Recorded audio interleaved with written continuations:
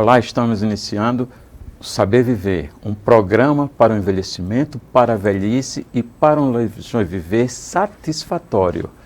Hoje vai estar aqui na bancada com a gente para falarmos sobre processos e reflexos sociais que acometeram o idoso durante e depois da pandemia, que pode acontecer depois da pandemia, a psicóloga Larissa Albuquerque.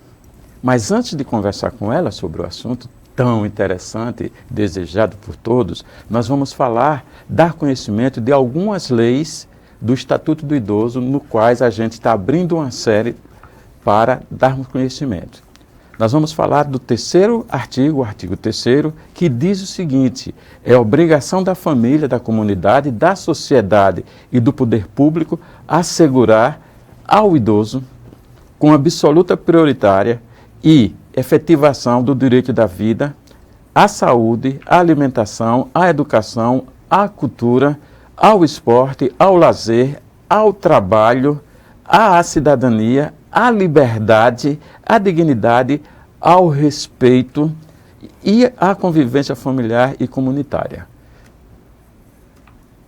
Não era bom que isso saísse do papel e todos os idosos tivessem essa garantia, como diz que o Estatuto do Idoso é um instrumento normativo no qual são estabelecidos os direitos das pessoas idosas.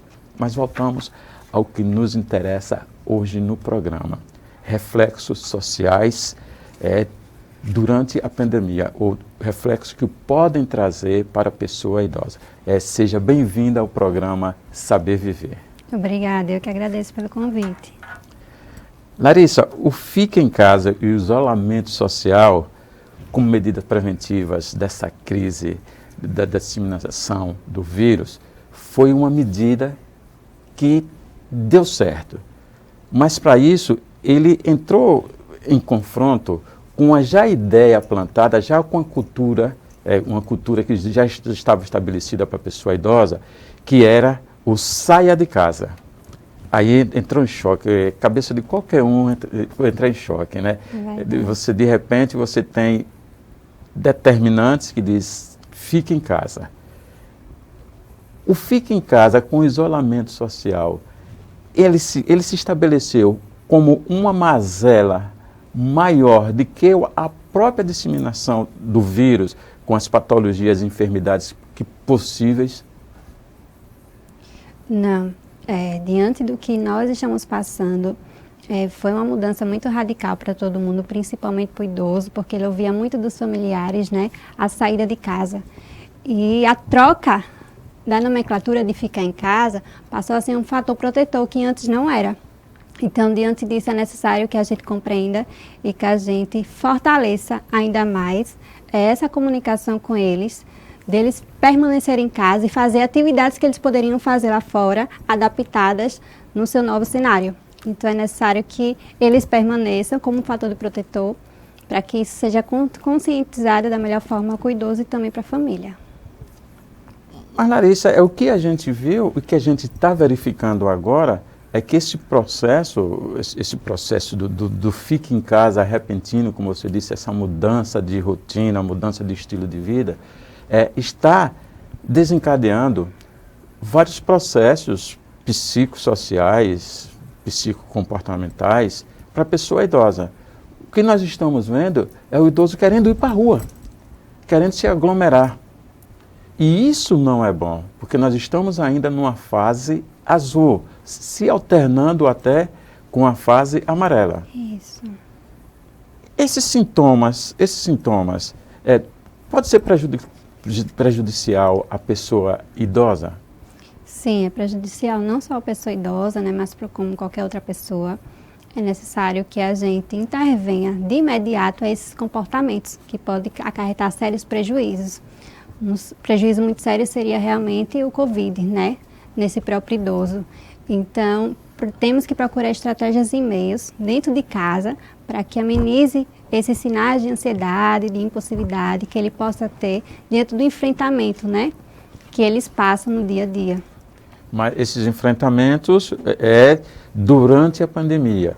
O que eu queria saber de verdade deixa eu me explicar, ver se eu me explico melhor, é o reflexo que pode ser acometido como impulsividade, como pode ser acometido não, como já está acometendo em alguns idosos. Eu estou dizendo de idoso porque a maior preocupação ainda são os grupos vulneráveis, de risco vulneráveis, né? Os vários grupos. E a gente está vendo que o idoso está com destemor, ele não está acreditando. Isso. Devemos olhar isso como um mecanismo de defesa. A psicologia explica isso muito bem. Um dos mecanismos de defesa que posso citar aqui diante desse comportamento do idoso, do destemor, seria a própria negação do fato da existência, né?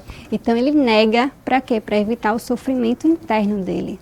Então é um meio na qual fazemos essa leitura, nós psicólogos, para poder identificar aí e procurar intervir da melhor forma possível, diante desse mecanismo de defesa que ele está deixando bem exposto. Você como expert em terapias, que sei, tem algum tratamento terapêutico para isso? Tem sim. Uma abordagem muito eficaz é a TCC, isso já é comprovado. A TCC, para quem nem... que eu não ouvi direito? TCC, para quem não sabe, a terapia cognitivo-comportamental, ela é bem eficaz, certo? Para esses tipos de demandas, não só essa, mas entre outras, depressão, ansiedade, pânico, enfim. É necessário que a gente trabalhe, o terapeuta trabalhe essas queixas com o idoso, porque podemos sim utilizar ferramentas úteis e eficazes, comprovadas pela ciência, para poder amenizar e promover a qualidade de vida para o idoso nesse momento que estamos passando. Me diga uma coisa, Larissa, a gente está falando, hoje, graças a Deus, nós temos hoje 2 tipos de idosos. O idoso com seu envelhecimento, que mora com os familiares, e o idoso que mora sozinho. Isso. Como é possível detectar que você pode estar acometido com esses processos novos de querer enfrentar, de aventuralidade mesmo numa crise pandêmica? Por mais que o idoso more só, mas ele tem contato social por uma rede social, que eu posso citar aqui o telefone, né? Por mais que ele não tenha um acompanhamento de perto por algum familiar ou algum companheiro, o contato com o telefone é necessário que o familiar fique atento a esses comportamentos e até as falas do dia a dia. Estou agoniado de ficar em casa, não suporto mais, está me causando muito estresse, muita agonia. Eu tinha um hábito de vida de ir para uma praça conversar com meus amigos. Enfim, tudo isso deve ser observado atentamente e ter uma intervenção do familiar a respeito disso. Porque não é só escutar o idoso falando isso, mas intervir, ficar ali perto, para que a gente consiga, né, manejar o possível diante desses comportamentos que eles estão sentindo a gente sabe e vivenciando. A gente sabe que não é mole, né? Não é fácil. Não é mole para o familiar, né? Precisa ter essa responsabilidade toda só, né? Até no fato da comunicação, né? Que não seja agressiva. Isso, é necessário também. O idoso, ele não tem também o hábito de ouvir. Hoje a escuta criativa é muito complicada, né? De saber ouvir. Você aconselha o quê? Quando acontece, pode gerar até um conflito. É verdade. É necessário ter essa sensibilidade de saber ouvir e intervir da melhor forma possível.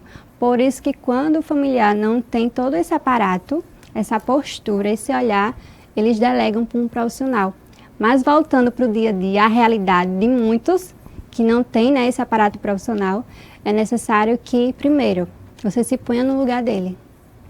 Primeira coisa seria o passo da empatia, né? A empatia. E aí você se colocando no lugar do outro naquele momento, vai abrindo caminhos aí de diálogos saudáveis, para que ambos consigam usufruir da melhor forma e ter um posicionamento mais assertivo diante da demanda. Eu gostei quando você disse que ambos usufruir.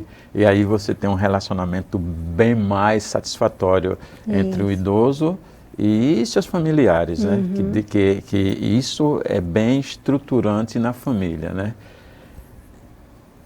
Nós falamos da aventuralidade e sobre a impulsividade, porque a aventuralidade você talvez seja até involuntária. Por exemplo, eu tomei conhecimento através de mensagens de uma idosa me falando que fez um aniversário com várias amigas.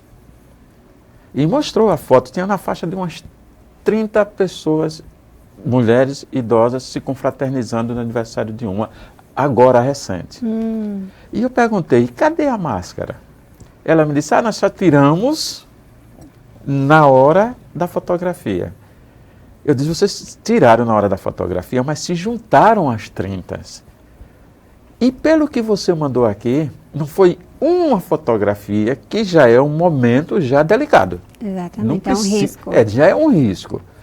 Você não me mandou uma fotografia, você me mandou umas 12 ou 15 de momentos onde estavam juntadas, de grupos e de um grupo maior. Como é que a gente pode fazer?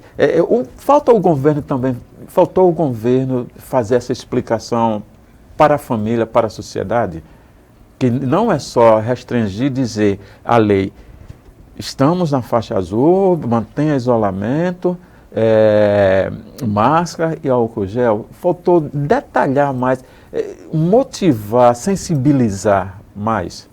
Eu acredito que não falta informação, pelo contrário, estamos a emborboiar de informação, que é isso que acarreta para o idoso, né? Essa questão da agonia, dele ficar desesperado com tanta informação negativa. Mas voltando para o que você me trouxe, o idoso é teimoso. É notório isso, a gente observa no idoso, a própria personalidade dele em si. Porque ele fala assim, se eu não mudei até agora, nessa fase é que eu não vou mudar. A fala do idoso é justamente essa. E a gente tem que lidar com a personalidade de cada um, de uma forma individual e única, para entender o porquê ele se comporta desse jeito. Diante de um cenário assim, tão gritante de perigo, né?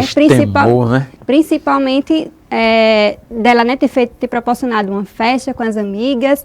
Vamos olhar, vamos entender a cabecinha dela. O que é que acontece? Ela está lá isolada, como todo mundo, mas ela tem os seus desejos. De olhar assim, não, poxa, já vivi tanta coisa, agora eu não vou ficar vivendo o resto da minha vida trancada dentro de casa. Preciso das minhas amigas para me dar esse aparato. Bora enxergar por que essa necessidade de colocar a vida em risco para ter amigas dentro da sua própria casa nesse cenário atual. Aí devemos olhar e entender o porquê ela agiu desse jeito. O porquê ela colocou a segurança dela em risco. O que eu falo justamente isso para os meus pacientes dia a dia. Não é só o Covid que mata. É o que está dentro da sua cabeça, é o que está sendo criado aqui dentro. É necessário que a gente olhe e entenda que ela precisa de ajuda, então ela precisava do outro. Então, as amigas dela em si seriam um fator protetor naquele momento, mas que ela estava sendo inconsequente. Mas ela tinha que fazer uma escolha. E a escolha dela, infelizmente, não foi muito assertiva, porém trouxe alguns benefícios, com certeza, no dia dela, né? Transformou o dia dela em um dia glorioso. Compartilhar aquela idade tão linda com as amigas. Pode trazer uma certa imunidade? Sim, se a gente for olhar por esse lado, sim, a ciência explica justamente isso, né? Porque assim, quando a gente estamos isolados em si, cai aí um sintoma depressivo, uma tristeza, né? E isso diminui o nível de imunidade. E quando a gente está atrelado de pessoas que amamos, consequentemente sobe a imunidade. Isso é comprovado cientificamente. Olha, o que nós conversamos agora não foi dizer que você pode sair. Exatamente. Não foi que você pode sair. É que a gente tem um nível de imunidade, ele acresceu todo, mas não é defesa. Não é defesa. A defesa são as regras que o governo determinou. Não tem jeito. É isolamento, máscara e álcool gel.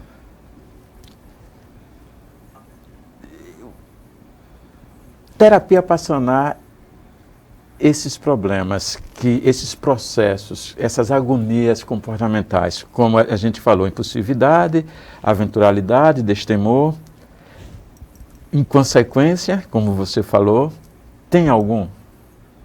Tem algum quê? Tratamento? Tem sim. Fora esse apoio familiar, que você pode buscar um tratamento. Eu sou idoso, aí estou vendo que eu estou arrojado, estou agoniado, quero sair, não quero ficar mais em casa.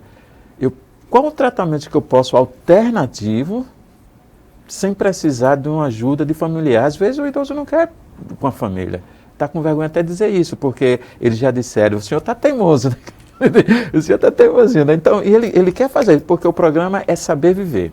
Então, tem algum tratamento que você, sozinho, o idoso que mora sozinho, possa fazer? Olha, para quem mora sozinho, se ele não quiser aparato da família, é necessário que ele busque algum aparato em si. Então, o que é que ele gosta de fazer? O que é que ele poderia fazer em casa, a benefício próprio, sem correr muito risco? Então, ele pode participar de grupos online virtualmente, que é um caso também a se conversar, né? Que ele tem uma dificuldade enorme de se abrir para o mundo da tecnologia.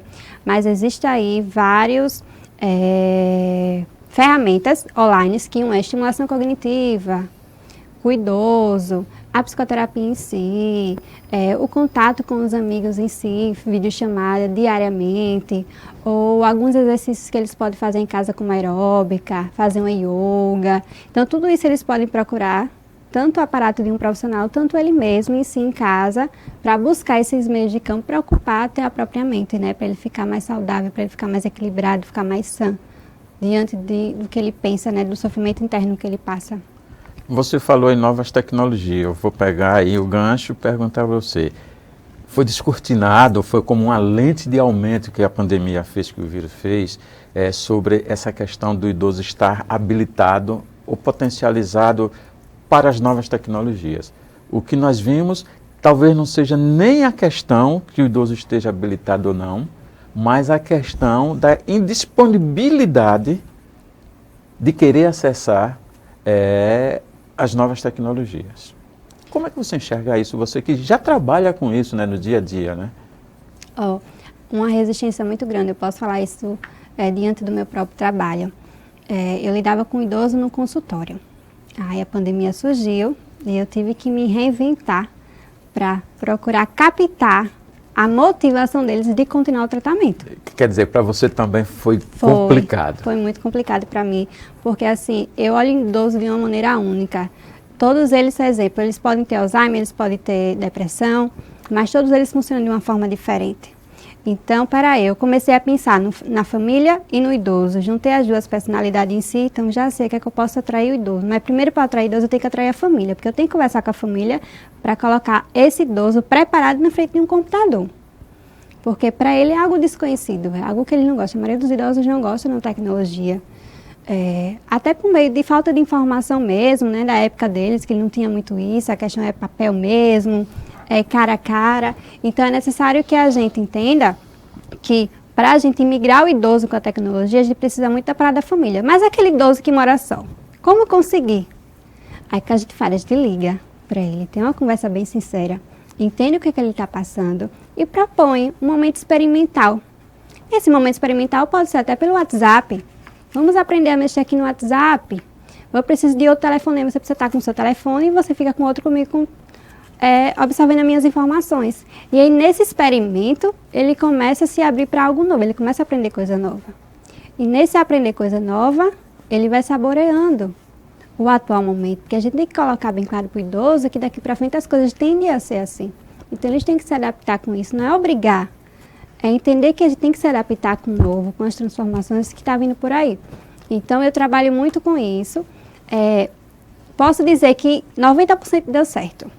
Os outros 10% não aderiram ao tratamento tecnológico, mas aí eu sempre ligo, pergunto como está, dou aquela força, mas depende muito de como ele foi criado, de como ele olha para esse novo normal, entende? Então, você tem que ter uma sensibilidade a mais para olhar e respeitar, né, o momento dele, a transição dele, do que ele precisa, do que ele tem capacidade de aderir naquele momento. Você nomeou como medo, eu disse indisponibilidade, como medo.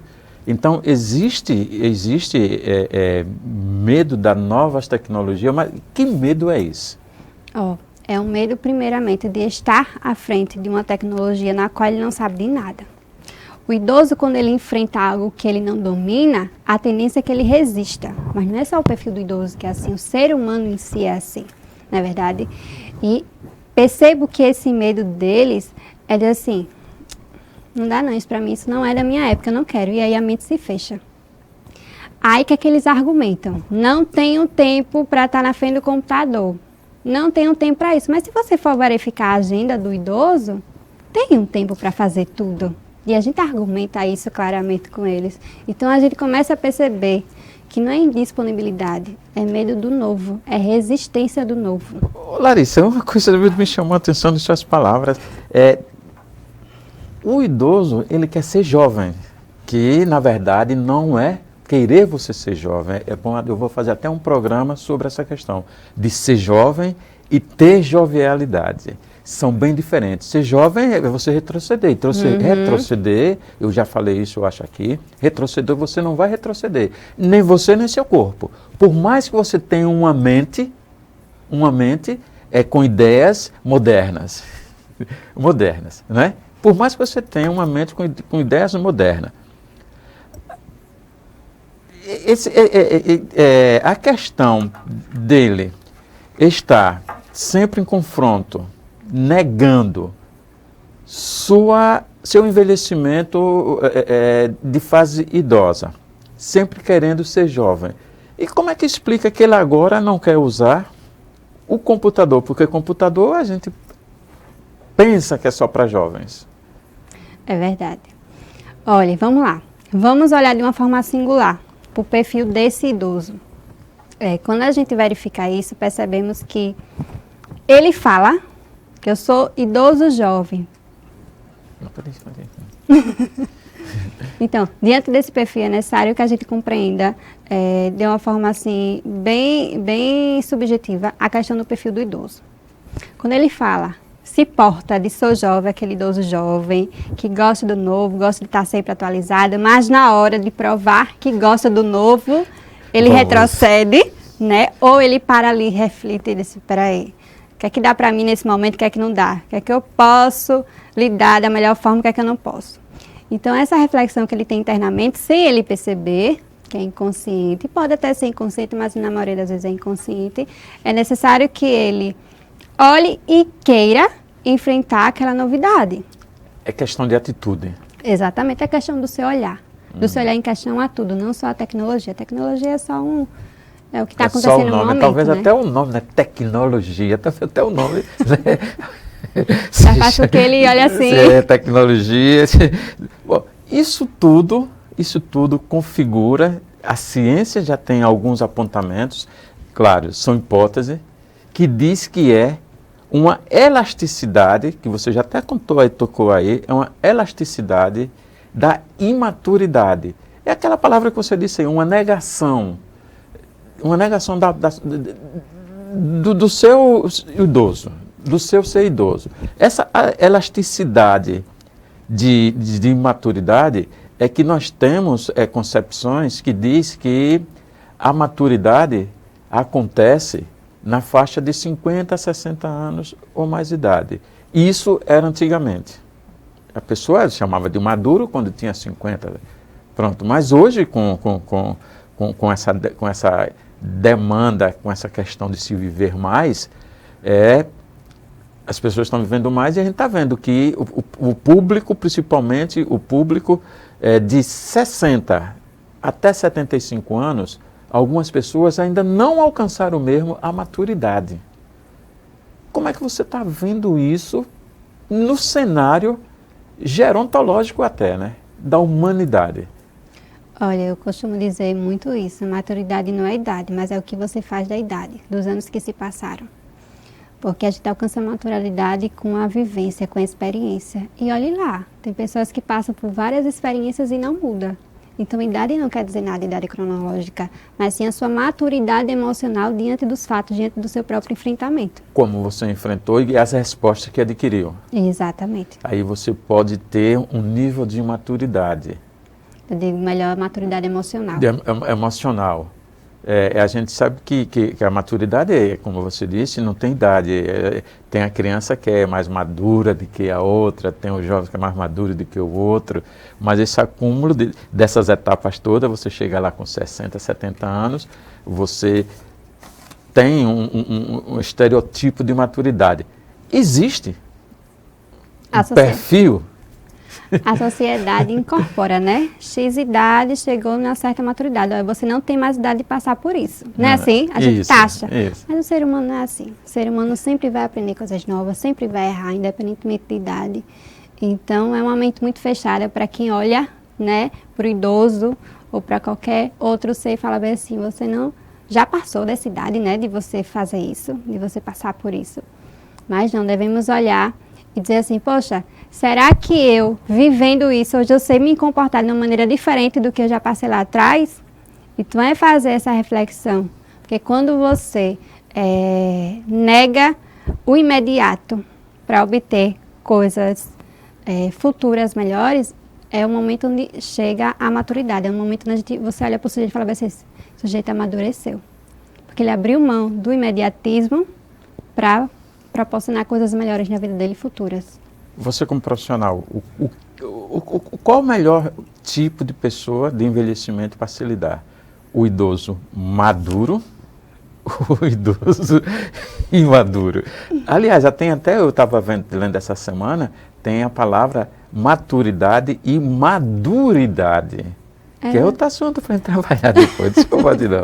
Sim, aí como eu estava perguntando, qual o melhor desse trabalho, qual o perfil de idoso? Qual o melhor envelhecimento de você lidar, até no seu trabalho, como expert em terapias cognitivas, né, pode-se dizer. Mas é cognitiva.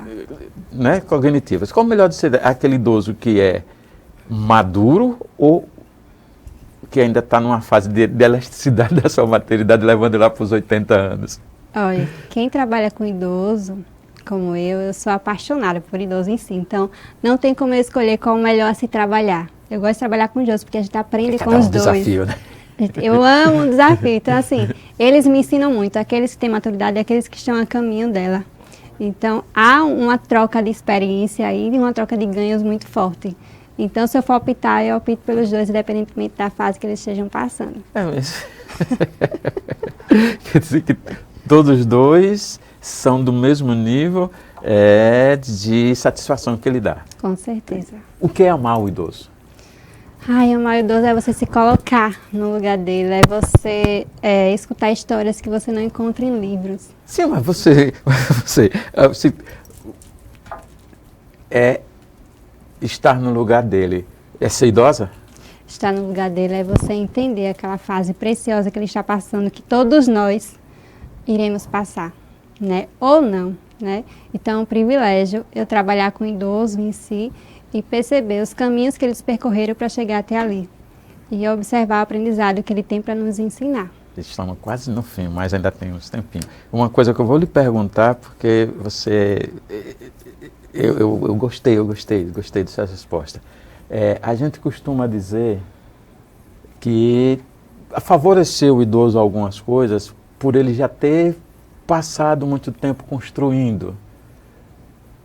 Como é que você vê essa alimentação intelectual, cultural, né? Olha, quando a gente se depara com o idoso, a gente se depara com tudo que ele construiu. Não só questões materiais, mas da sua questão espiritual, né? De como está o seu nível psicológico diante de tudo isso que ele vivenciou. Como é que ele se enxerga? Ele olha para trás e se enxerga aquela pessoa que conquistou tudo, que é satisfeito com a vida, ou ele olha para trás indignado e frustrado? Então é necessário que a gente olhe para esse idoso e consiga enxergar com a sua própria lente. Então, diante disso é que a gente vai trabalhar outras questões. Mais ou menos por esse caminho que a gente deve percorrer, e que é necessário que a gente percorra para que a gente entenda se ele é satisfeito com a vida dele, o que a gente pode fazer para ajudar, para que ele ganhar novas experiências. Eu costumo dizer que a gente tem de ter respeito, admiração Sim. e amor. Com esses três aqui em movimento, nós estamos dando autonomia e independência à pessoa idosa. Sim. Estamos encerrando o nosso programa, mas eu queria saber qual o recado, saber viver, para a gente saber viver. Então, o recado que eu dou para os idosos saber viver é você proporcionar a melhor qualidade de vida para si, procurando meios aí para que você possa alcançar isso, certo? Obrigado, Larissa. Foi um programa muito rico de conhecimento. É a proposta do nosso programa Saber Viver. Até o próximo, com fé em Deus.